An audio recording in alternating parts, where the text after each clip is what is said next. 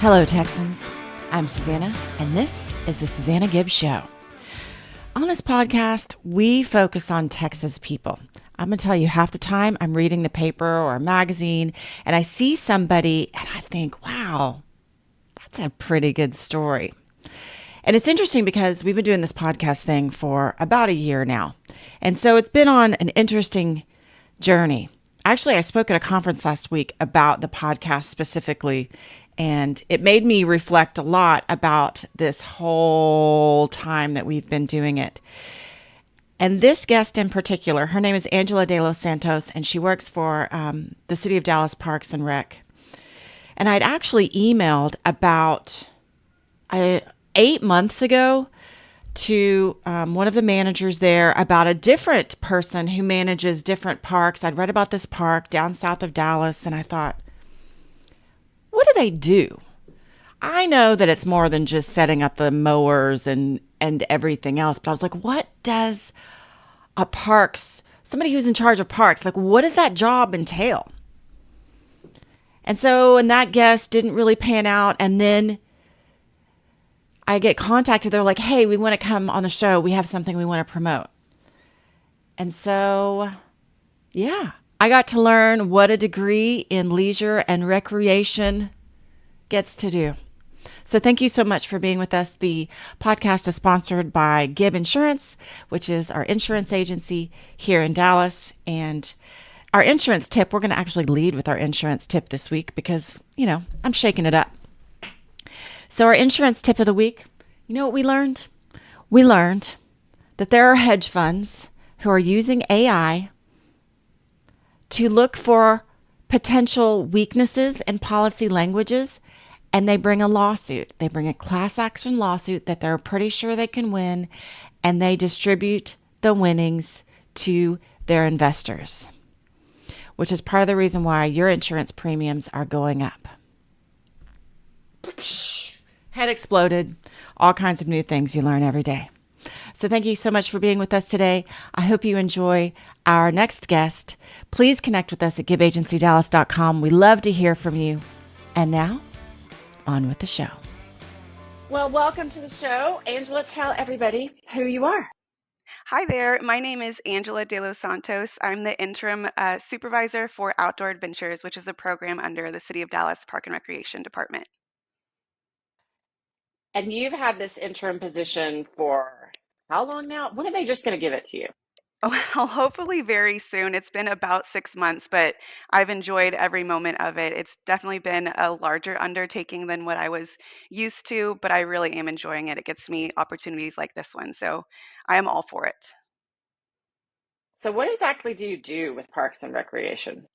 So, we as Outdoor Adventures are all about bringing outdoor adventures to the community of DFW. So, we're all about bringing in novice people who are interested in learning about the outdoors. We do things like kayaking, geocaching, which is like a fun little treasure hunt meets a hike sort of thing, nature photography, mountain biking.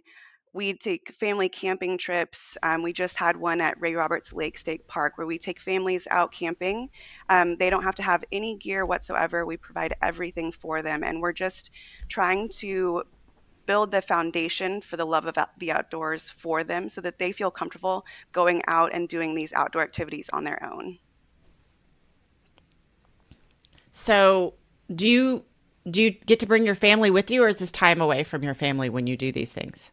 So it is optional for me to bring my family with me. I am all about like work-life balance though, so I prefer to keep work as work so I can concentrate and do make sure I'm doing exactly what I'm supposed to be doing and don't have any distractions. So while we are allowed to bring family with us, I choose not to, but there are people on our staff who do bring their significant others with them, and I welcome that 100%.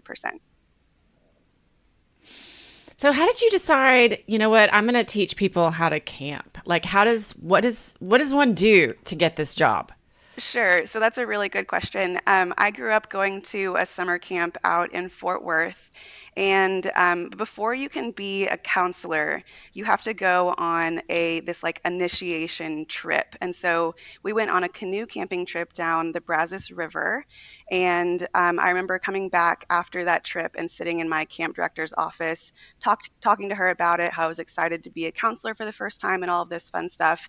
And I remember distinctly looking over to my left and seeing her degree on the wall. And her degree was in recreation and leisure studies from the University of North Texas.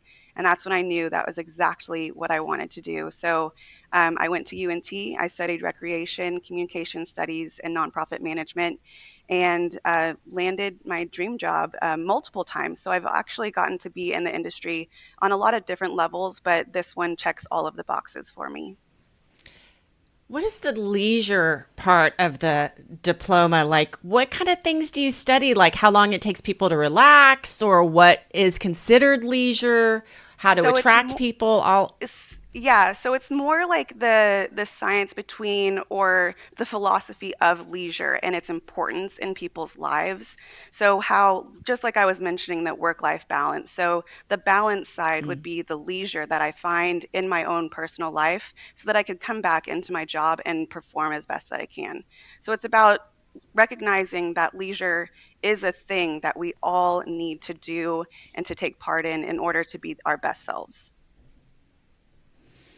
how much of your studies include the effects of social media on people versus getting outdoors and that science? Sure. So I may not look it, but I graduated some 12 years ago. So 12 years ago, social media didn't have as much of an influence on the outdoors as it does now. But very recently, and within, especially since COVID, we've had a lot of folks who are becoming more interested in the outdoors and learning how to be outside and be comfortable. And there's definitely a social media portion of that that helps to drive that for people, which I really appreciate. I think there can be a balance between being on your phone and, putting it away and being able to unplug and go off the grid. I think it's really healthy for people. And so while it has had a lot of impact on us as an industry, I think there's definitely some pros to it being with us at this point in time. And I don't think it's ever going away. Well, it's interesting because you said it can attract people, and I didn't think about that aspect of how people are like, "Oh, I'm glamping here, I'm staying here," and then other people see it and think, "Oh, maybe I want to go there. That looks really pretty." That's exactly what It's kind of happens. interesting. Yeah, so there's actually like outdoor influencers who will go out to these like monumental places and hashtag like opt outside, which is a hashtag that REI actually brought to life and has been very, very popular. But to be completely honest, there's a flip side of that where specific places that are utilized by these influencers actually get overused and are not used correctly by the park users or those who are going out to enjoy them. So there's a balance between influencers getting people outside and then the impact that those people could have negatively on where they're at. So there's a balance there too. What is the opt out that you mentioned that REI Yeah, started? Will you yeah. say So what's that? REI it's a retail store for camping gear and all things outdoors. So what they did, I'm not sure the exact year that they started this, but they started this hashtag called Opt Outside. And what they were doing was trying to get people there's a specific day of the year that's Opt Outside. And as a former employee of REI, I can tell you that they even have their staff take off of work a paid day where they can go and just opt to be outside. And so once that hit, it did go viral and it still exists to this day. So it's really cool. And they do still allow their employees to be off on the opt outside day. Wow, that's really cool. Yeah, Do you remember what day it is? I don't. I I'm gonna wish have I to look it did. up. Okay. I'm gonna I'm look going it to up. opt outside I'm on gonna that find day. it. Hopefully, it's in a decent time in Texas and it's not, the middle of summer. Yeah, here it could when also it's be snowing on that day, so 140,000 you never degrees know. outside. Yeah. Well, you never know. And did you always like to camp and be outdoors, and this was always your passion? My dad was big on fishing and hunting, and while those things aren't necessarily my forte, I did get to go out with him outdoors ever since I was a little kid. So we would go camping and all of that fun stuff. So I would, although I mostly credit my love and my passion for the outdoors to the camp that I grew up at, my dad is certainly the one who helped me to become more comfortable outside so that I could look forward to that initiation trip that I got to go on as a camper. Have you seen more women come into this business, or is it still what's the breakdown between men and women? I think I wouldn't say we're beginning to dominate, but we're not beginning to dominate. My colleagues are of both genders, and I would say it's pretty equal. Um, we as women love to go outside just as much as, the average person does or does not, but I don't think that there's as much of a stigma towards, oh, well, outdoorsman is, the word that you think when you think of someone who likes to go outside. And I always, ever since, using that word more often, I like to call out outdoors women because I am an outdoors woman. I'm not an outdoorsman, I'm an outdoors woman. And so I like to bring that verbiage into the reality so that people can understand that this isn't just a male dominated industry. Were you called a Tom girl when you were little? Was that phrase still around? It was around, but no, not really. On the flip side of like me personally, I love to do my nails and curl my hair and get pedicures and, things I like to dress up and stuff like that. So I'm a pretty balanced outdoors woman.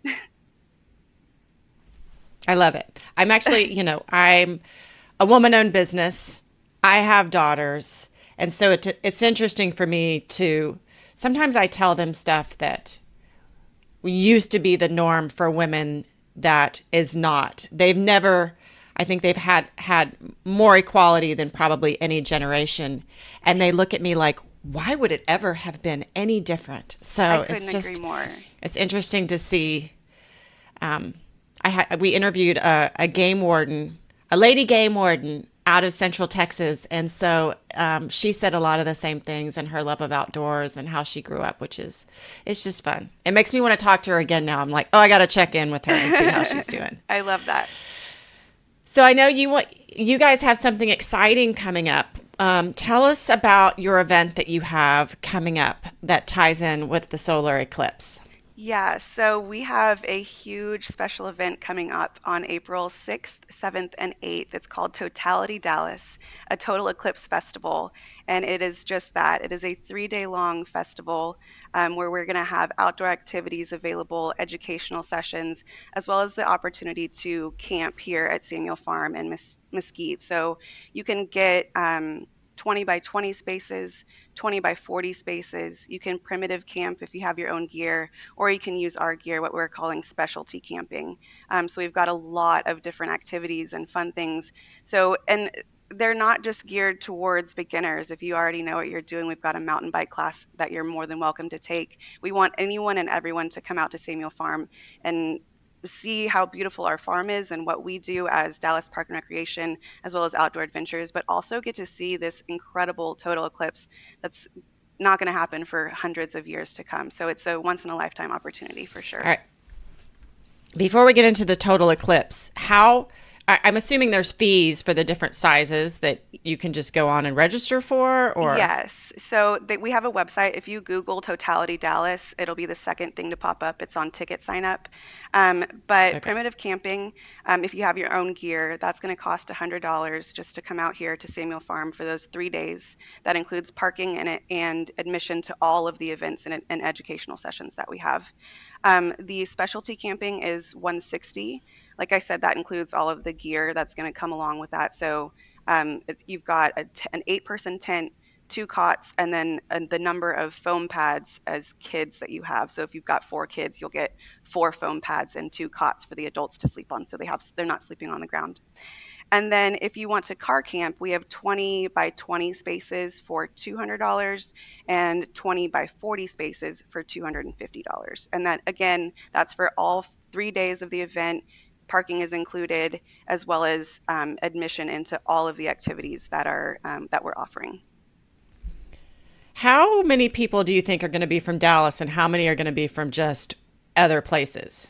So, to be honest, currently, and we're using this really great platform that can show us where people are coming from all over the United States. So, while there are a lot of people who are coming from DFW specifically, we have people coming from almost every single state has been represented. I actually got the pleasure of speaking to someone who is coming all the way from London to Samuel Farm, which I think is incredible. They are just so excited. They've been asking all of the little nitty gritty detailed questions so that they can plan accordingly. But it's a big deal, and so we're really lucky to be in the path of totality, so that we can offer one of the longest total darkness for the community. Will you explain a little bit about that path of totality and what that means and why we are in this special spot that we're Sure. in? So, this total eclipse is being dubbed the Great American Total Eclipse because it's going through a large portion of the United States along the East Coast. And so, what happens is the path, it's just that it's a path of total darkness that's going to be taking place across the United States.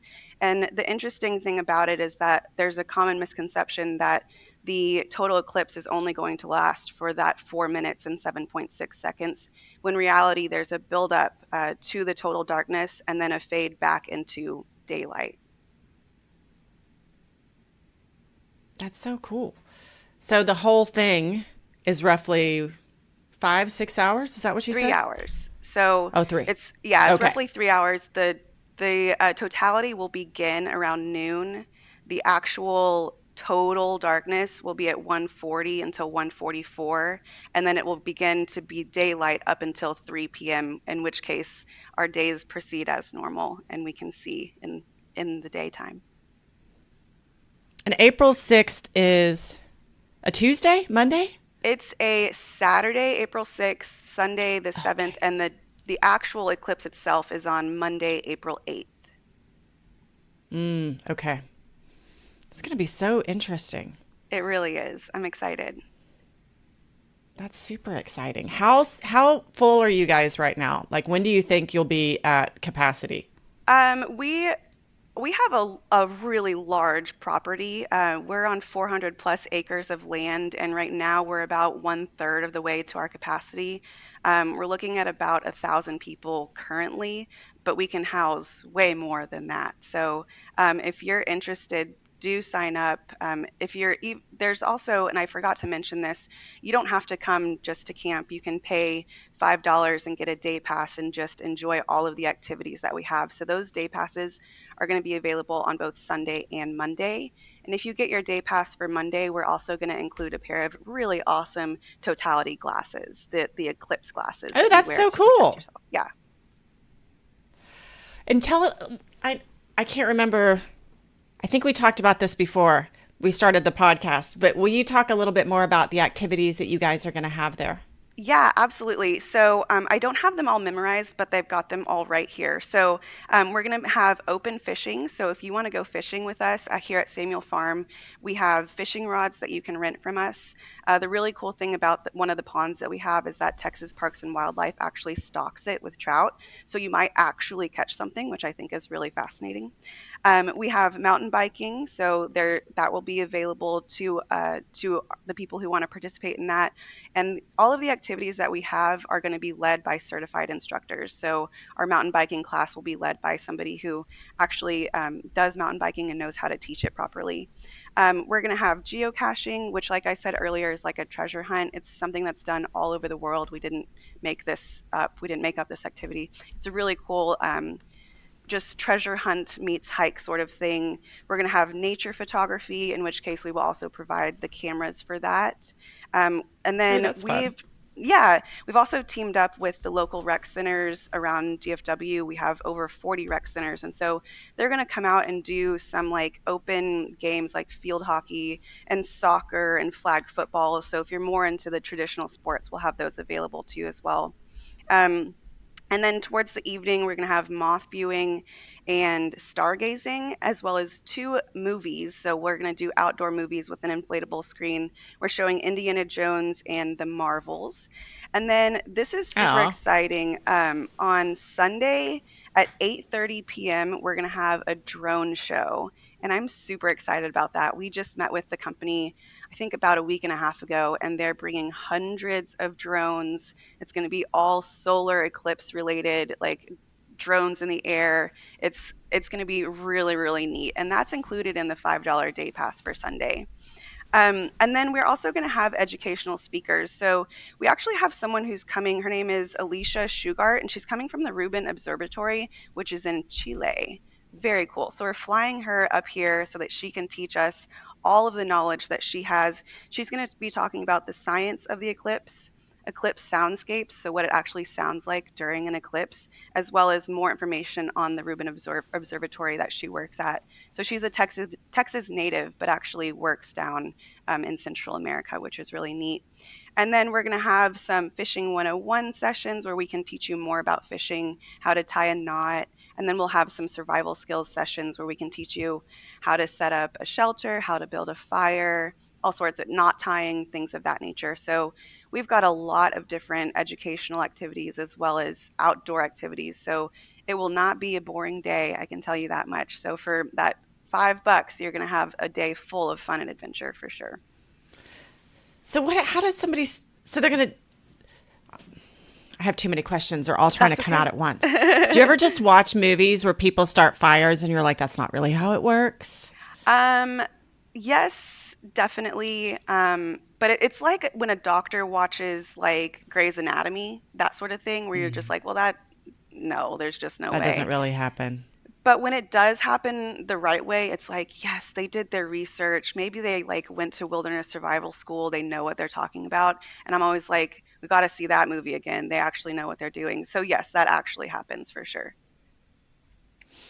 Well, I'm so glad that you came on. Although now I want to talk to you about Wilderness Survival School, which has nothing to do with the solar eclipse. We can do that at a later date. That would be fine.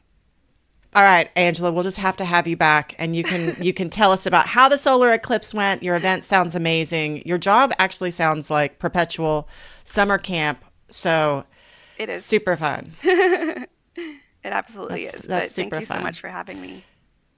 Yeah, and congratulations on your recent marriage Thank and you. good luck with all of this. So, I'm going to stop the podcast, but hang out for a minute. Okay, will do. All right, thanks. So, I'm going to be honest here. I'm not a big camping girl. I used to be once upon a time when I was in Girl Scouts, but now I really kind of like the hotel. But I gotta say, Angela makes it seem fun. Like, I kind of want to go camping with her, and I think it's just her personality and love that kind of comes through. It's one of those guests that sometimes I start and I have no idea where it's going to go. I don't know a ton of what they're going to talk about, and the minute they come on, I think, oh, I'm so lucky. I like this person. This is really fun. So thank you so much for spending time with us. Again, please connect with us at gibbagencydallas.com. We love to hear from you. And we'll see you again in 2 weeks. Sharonda is coming back on, the lady detective. Ooh, you know what? And I say lady detective. I don't usually say lady in front of something, but I think it makes it extra special what she does. So see you in 2 weeks.